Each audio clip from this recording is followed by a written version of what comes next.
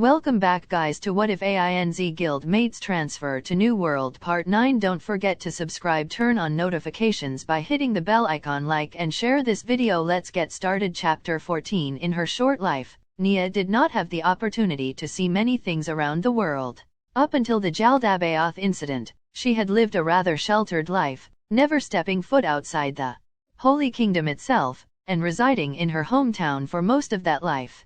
Disregarding that fact, she had still seen many beautiful places within her home country. The royal palace that she had the honor of visiting was truly breathtaking at the time. While she had only been there for a few short hours, she had always imagined that was what the peak of architecture was like.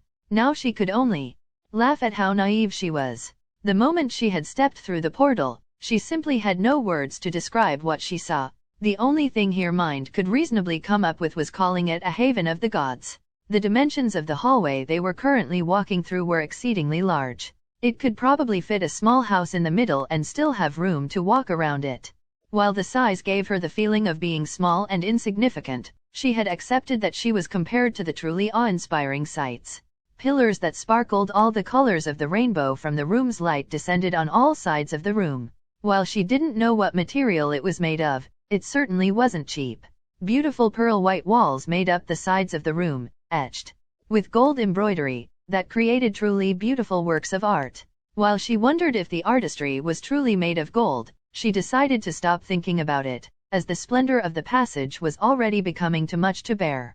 But that only meant it was worthy of such a great ruler. Now I see why His Majesty didn't have the dwarfs make a palace in Irantal for him. Nothing they could have made would have even held a candle to this place. And to think this is merely a hallway. Miss Barraja. The sound of the undead king's voice suddenly snapped her out of her trance as she realized it was probably rude to not say anything all this while. Why yes, Your Majesty. It seems you have been spacing out all this while. Are you feeling all right?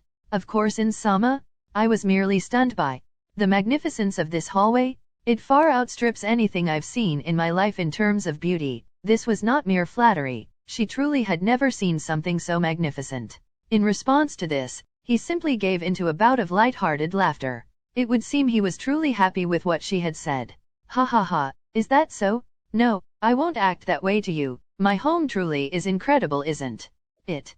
Both me and my friends built it together a long time ago, so it can be considered a testament to us as a whole. I will do anything to protect it, for it is the legacy of us all. This voice was filled with great power and determination, and she could not help but feel emboldened after listening to it. Even Touch Me, who was beside him, seemed to nod along with him. It would seem all of his friends held the same view as him.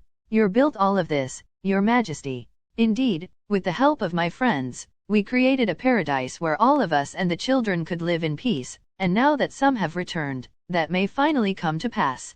While he had no facial expressions, she could tell he was giving a warm smile. By the way, Miss Barraja, was it? I'm sorry for suddenly leaving out of the blue when we first met. I was choosing to be cautious since I had no clue where I was or who you were. It's not a problem, I understand it since I now know the story between you two, but if you were so lost, then where did you come from? It's a long story. And with that, the conversation ended, as she could tell he wasn't intent on enlightening her as to what that meant. They soon passed through a gate at the end of the hallway, leading to a spherical room that was covered with indents, where statues of demons stood. Each one looked so lifelike, that she almost got into a defensive position from her memories of Jaldabaoth. A large glass dome covered the top of the room, where the symbol of the Sorcerer Kingdom could be seen etched into it. The sunlight that filtered through it only added to its beauty. By the way, Miss Barraja, you seem to have been carrying my staff for quite a while now. Is there any reason for that? Nia instantly panicked at the realization that she had been holding on to his staff the whole time, when she should have immediately given it back to him the moment she had the chance. But the decor of the space around her had caused her to lose her train of thought. But who could accept an excuse like that? What am I doing? Why must I be such an idiot? I deeply apologize, Your Majesty. This was the staff you had dropped when you left the kingdom a few days ago, so I had kept it in safekeeping for your return. I should have given it to you the moment you stepped foot into my chambers. That staff is nothing to write home about. I only bring it out for ceremonial purposes. It's just some random accessory that I have imbued with a first-tier spell. You can keep it if you wish, I have too many useless items like that anyways. While the idea of having too much stuff seemed ridiculous to her, she couldn't accept any more of His Majesty's items. Please permit me to refuse. Whatever your Majesty is choosing to give me as a reward is more than enough. Besides, I wouldn't have much use for a staff. It would just end up becoming one more thing I would need to take care of. Haha, well, I suppose that's true. With that, she had handed over the staff to Ainz, who had thrown it back into his pocket dimension. At the end of the room, they reached a pair of double doors that were so large, it may have been more appropriate to call them a gate. On one side stood a truly beautiful angel that evoked a calming atmosphere, and on the other was a twisted and vile demon that evoked a feeling of violence. It seemed like it would take years just to carve them to such lifelike perfection. As they opened, it led to a grand room that made even the previous areas seem bland in comparison. A long carpet ran from the entrance of the door, all the way down to the end of the room, and at its end was a glamorous throne that sat atop a dais, which reached all the way to the top of the room itself. 6 spines made of shadow jutted from the sides of the throne, as if centering one's view on its occupant. Beautiful flags, each carrying a symbol that she did not recognize, filled each wall from end to end. How much wealth would one need to create such a place? She would likely never find the answer. Ah yes, before we continue, Miss Baraja, please wear this for now. As he said this, he handed her a small item which appeared to be a ring of sorts. The item itself had the appearance of a snake eating its own tail, with 2 sapphires in place of its eyes. The item itself also appeared to be forged of solid gold, with it glinting under the lights of the chandeliers above her. That item is known as Asclepius's blessing. While it has many uses, its main function is to render one immune to all forms of poisons. While this isn't your reward, as I still have use for that ring, you will be required to wear it before we go on any further. Obeying as instructed, she quickly placed the ring over her finger, and the moment she did, it felt like she was completely refreshed. Even the minor pain in her stomach had subsided. Now then, please hold on to me. Greater teleportation. As they were teleporting, Nia had closed her eyes to prepare for any odd feelings that may arise, as well as to prepare for the sudden change in scenery, but she soon found that the action felt like she hadn't even moved. Like it had been the most natural thing in the world. As she opened her eyes, however, she began to wish she had just kept them shut. Before her stood the largest pile of wealth she had ever seen in her short life. No, perhaps this would be the largest pile of wealth to anyone who saw it, as no matter who she thought of, be they emperor or adventurer, she was certain no mortal could feasibly gain this much wealth. Even a dragon may be hard-pressed to gain such a sum. The room was filled to the brim with all sorts of magic items and jewelry that Nia didn't even know was possible to create. There was suits of armor that seemed to be fashioned out of various rare ores and gemstones, a white robe that glittered in the light of the surrounding gold, and looked to be sewn from diamonds, a large dragon skull fashioned out of black diamond, a ruby cap with a letter M inscribed onto it, a statue of an angel that looked to be crafted out of light itself, a tapestry of a dragon burning down a castle with flames that seemed to be moving in real time when one viewed them, that was labeled Shade, a coat made entirely out of phoenix feathers, an obsidian table that held a crystal ball in its center that seemed to be surrounded by floating motes of light, a drinking glass formed out of the hand of a dragon, a statue large beast made out of molten rock, a rose that was formed with a stem of opal and petals of fire, and many more. This is the treasury, Miss Baraja. Please, urge you to take something of your choice. He had said this so calmly, she honestly thought it was sarcasm for a moment. But as he began to stand there in silence, she realized he was not joking.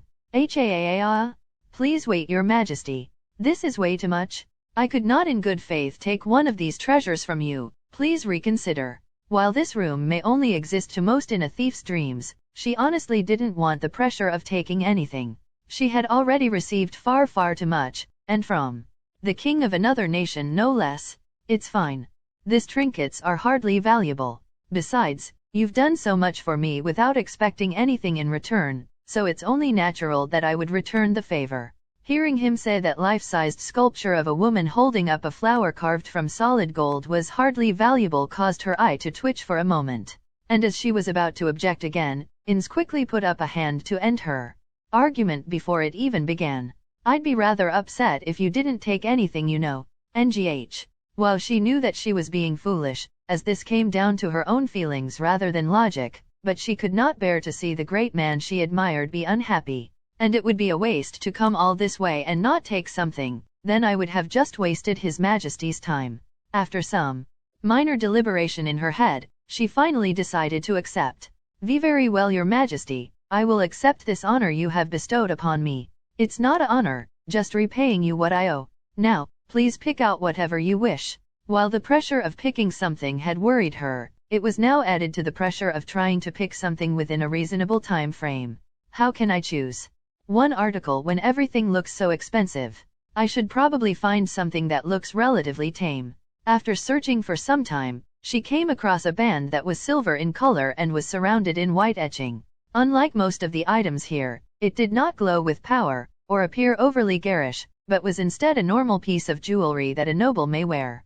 Your Majesty, I think I'll go with this ring here. Also, that is your choice? That is the ring known as Icarus's gift once per day. It allows the user to grow wings for 30 minutes to be able to fly for an unlimited period during that time, and once it expires, they will quickly burn up in flames, which depending on your position can be quite precarious. Haha. So even simple items here are so amazing? Since it would be rude to refuse it after hearing its effect, she had no choice but to see it through. Your Majesty, I am eternally grateful for this gift. I will be sure to use it effectively in your name. I'm glad to hear it. Then if that is all, let us head back to the throne room. Once again they had cast greater teleportation to exit the veritable sea of gold, and back into the realm of wonder that was the Sorcerer King's home. Well then, Miss Barraja, I should be able to arrange a gate for you to head back before anyone notices your absence. So if that is all, I wish you, Before he could finish his sentence, it seemed like the Sorcerer King was notified of something, given the way he suddenly cocked his head to the side. This was soon confirmed as he put his middle and index fingers to his temple, and began to utter such things like I see, and of course while Nia couldn't be sure, it was most likely the message spell.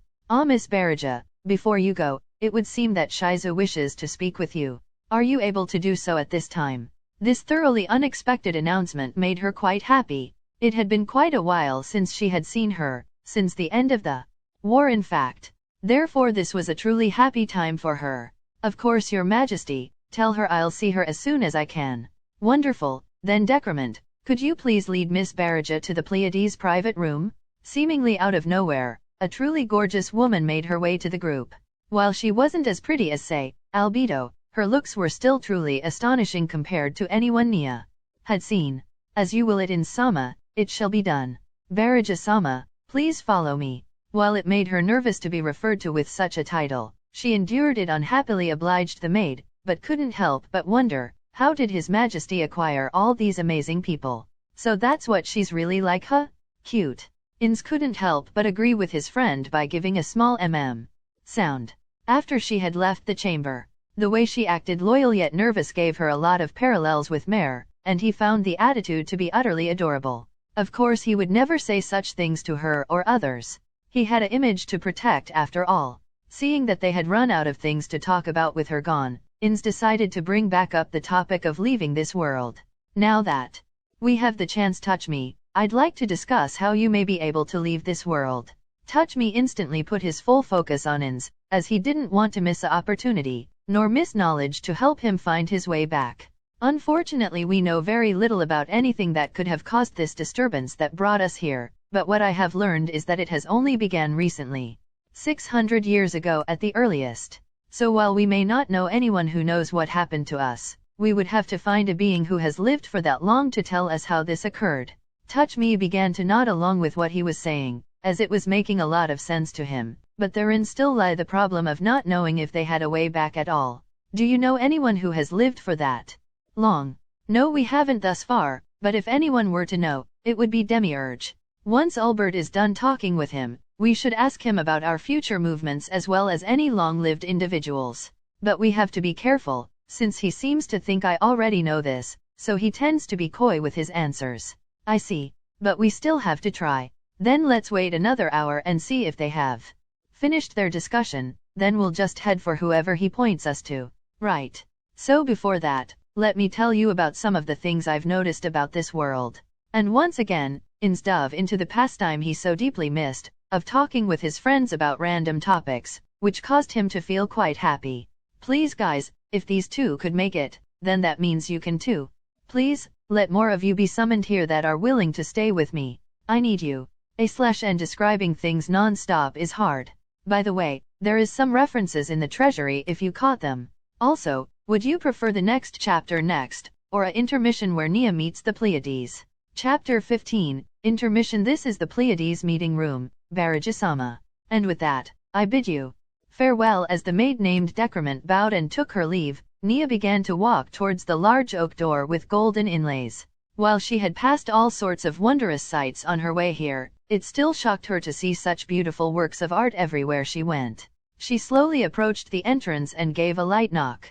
After a few seconds had passed, she wondered if anyone had even heard her, but as she went to knock once again, the door opened, revealing a tall woman with black hair that was put into a bun, and glasses on her almost pure white face. Her outfit seemed to be a type of maid outfit with armored pieces on the hips and shoulder. While Nia was initially confused as to why she recognized this person, it soon came to her that she was one of the maid demons that had accompanied Jaldabaoth when he first appeared to her. She instinctively went on guard, but soon remembered that they were all under the command of Ainz-sama, therefore she should treat her with a level of respect. Greeting, you must be Shiza's friend Nia, I take it? I am Yuri Alpha, the eldest of the Pleiades, please come in. Thank you, then I will do so. As she followed behind Yuri, she noticed the room they were in was quite small compared to the previous ones. The only things it contained were a couch near the side of the room and the table set in the center, where the rest of the maids seemed to be eating. Nia, a quiet, monotone voice soon rang through her ears, and she knew who it was already without even looking. Shiza-senpai? It's good to see you again after all this time. She quickly hugged the former maid demon, which was soon reciprocated by the other party. It's good to see you too. Here. Drinks. She then grabbed a bottle from that pocket space of hers, much like she had done when they first met, and set it in front of a chair by the table. The table was already practically overflowing with food as is, and the addition of the drink probably did nothing to the already staggering amount of sweets, but she felt like the table would collapse at any moment. As she sat down beside Shiza, she couldn't help but gaze at the dorms of the others who were also present.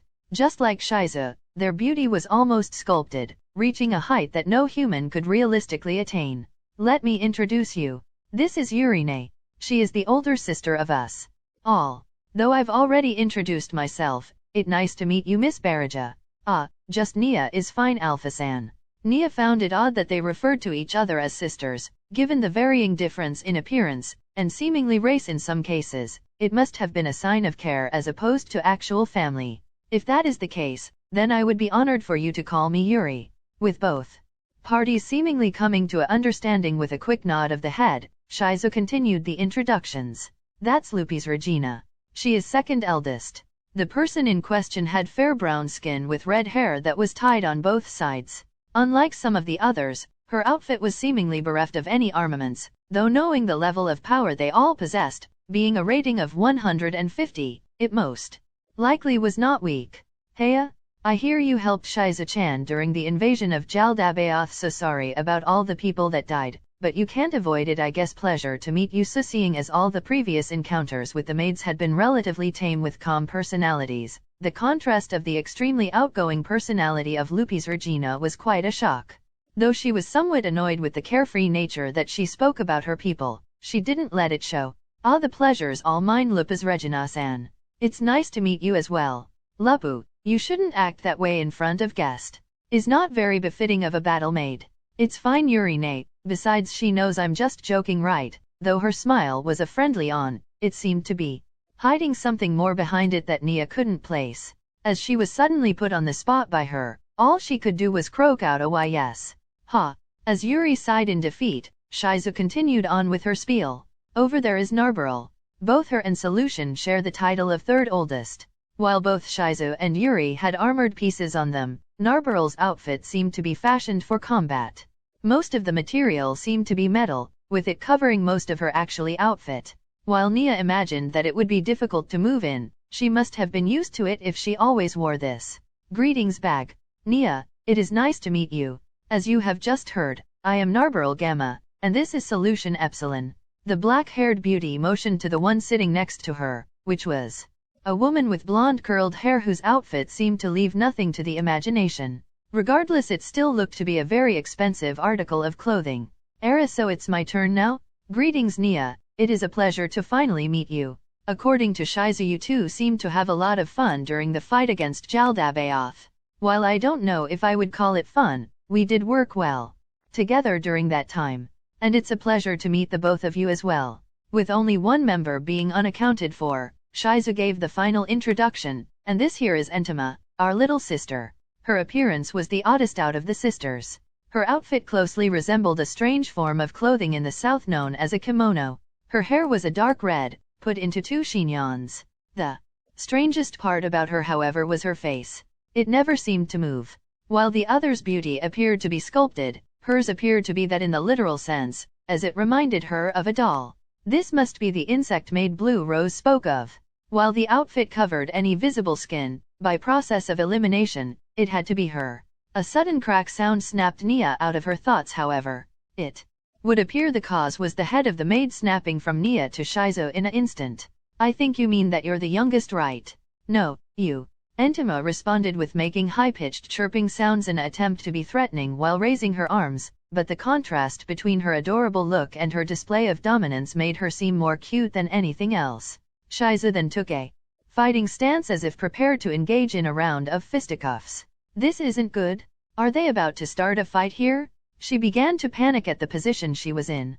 Being in between two beings of jaw-dropping power about to clash with each other was the last place she wanted to be. Just as she was preparing to move, a loud clapping sound echoed through the room, which drew the attention of all parties to the source, being Yuri. You two, while I know you're just playing, our guest here may not understand that.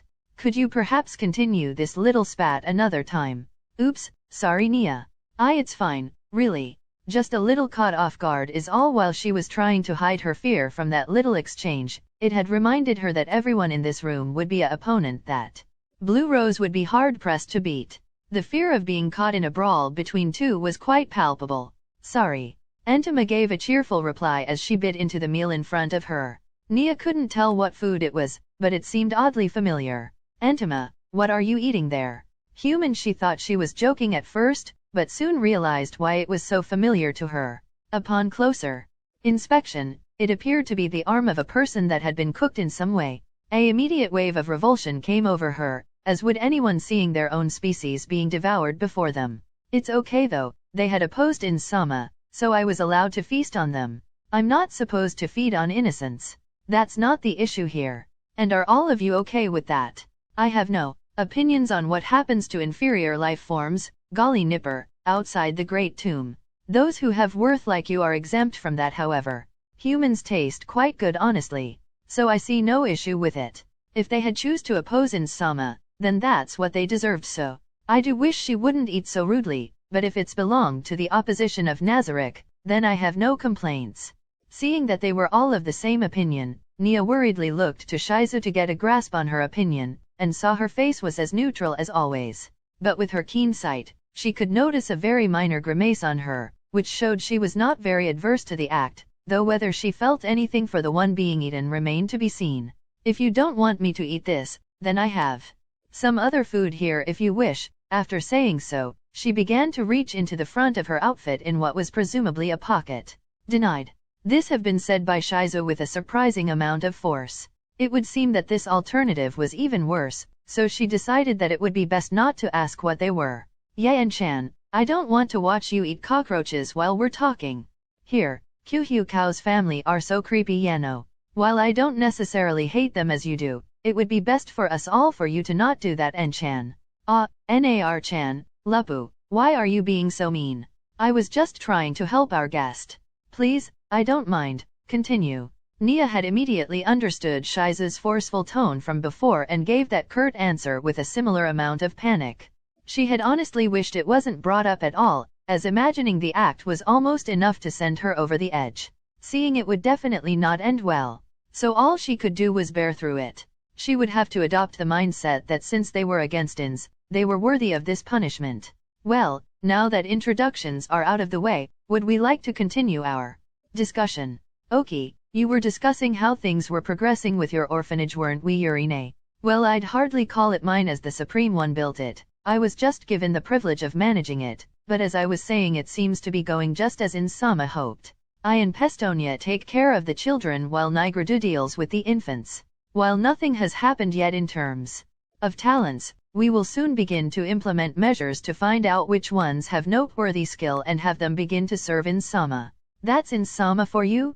His insight runs so deep, I'm sure that it's only the tip of the iceberg too. While Nia did not know what this plan was that Ainz was working towards, hearing others praise him made her quite happy. As she listened, she reached for one of the snacks on the table as she finished her drink. It looked like a loaf of bread with a thin layer of brown on the top.